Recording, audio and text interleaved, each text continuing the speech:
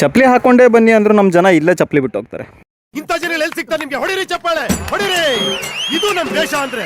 ಬೆಳಗ್ಗೆ 5 ಗಂಟೆಗೆ ಎದ್ದು ಫ್ರೆಶ್ ಅಪ್ ಆಗಿ ಬ್ರಷ್ ಮಾಡಿಕೊಂಡು ಸ್ನಾನ ಮಾಡಿಕೊಂಡು ಇನ್ನೇನು ಹೊರಡಬೇಕು ಅಷ್ಟೊತ್ತಿಗೆ ಒಂದು ಎಡವಟ್ಟಾಯಿತು. ಬೀಗ ಹಾಕೊಂಡು ಹೊರಗೆ ಹೋಗ್ಬೇಕು, ಬಟ್ ಬೀಗ ಸಿಗ್ತಾನೇ ಇಲ್ಲ. ಬೀಗ ಎಲ್ಲ ಅಂತ ಹುಡುಕ್ತೀನಿ, ಇಲ್ಲಿ ನೋಡಿ ಏನಾಗಿದೆ ಅಂತ. ನಿದ್ದೆಗಣ್ಣಲ್ಲಿ ವಾಶ್ರೂಮಿಗೆ ಬೀಗ ಹಾಕೊಂಡು ಊರು ತುಂಬ ಬೀಗ ಹುಡುಕ್ತಿದ್ದೀನಿ. ಎಂಥ ಮನುಷ್ಯ ಇರ್ಬೇಕು ನಾನು. ಲೈಟಾಗಿ ಇಬ್ನಿ ಬೀಳ್ತಾ ಇತ್ತು, ಜನಗಳೆಲ್ಲ ನಡ್ಕೊಂಡು ಹೋಗ್ತಾ ಇದ್ರು ದೇವಸ್ಥಾನದ ದರ್ಶನ ಮಾಡೋಕ್ಕೆ. ಮೊದಲೆಲ್ಲ ಚಳಿನೇ ತಾಗ್ತಿರಲಿಲ್ಲ, ಈಗ ಚಳಿಗೆ ಸೆಡ್ಕೊಂತೀನಿ. ಬೆಂಗಳೂರಿಗೆ ಹೋಗಿ ಬಂದ ಅವಾಗಿಂದ ಹಾಗೆ ನಡ್ಕೊಂಡು ಹೋಗಿ ಮುಡಿ ಕೊಡೋ ಜಾಗಕ್ಕೆ ರೀಚ್ ಆದೆ.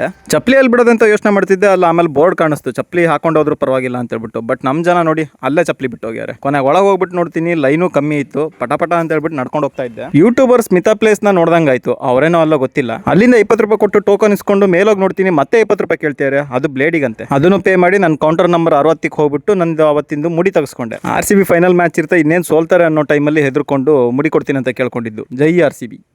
ನಕ್ಕನ್ಲೇ